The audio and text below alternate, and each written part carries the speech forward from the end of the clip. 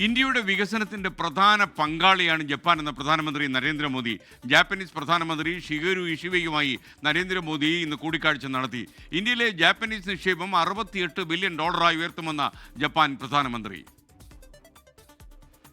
American തീരുവ തർക്കം മുറുകുന്നതിനിടെയാണ് പ്രധാനമന്ത്രി നരേന്ദ്രമോദിയുടെ ജപ്പാൻ സന്ദർശനം. പ്രതിരോധം, സാങ്കേതികവിദ്യ ഉൾപ്പെടെ നിരവധി മേഖലകളിൽ സഹകരണം മെച്ചപ്പെടുത്താൻ സന്ദർശനത്തിൽ ധാരണയായി.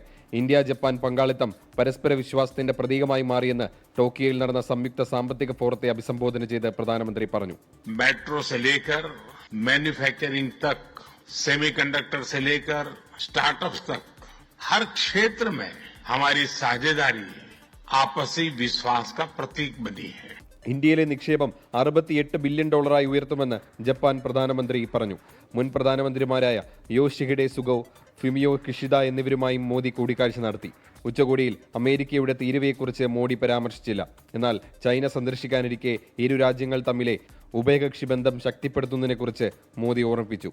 അമേരിക്കയുടെ തീരുവ പ്രഖ്യാപനത്തിന് പിന്നാലെ ജപ്പാനിലെത്തിയ മോദിക്ക് വൻ സ്വീകരണമാണ് നൽകിയത്. ജാപ്പനീസ് ഭാഗ്യചിഹ്നമായ ദരുമോപാവയും മോദിക്ക് സമ്മാനമായി നൽകി.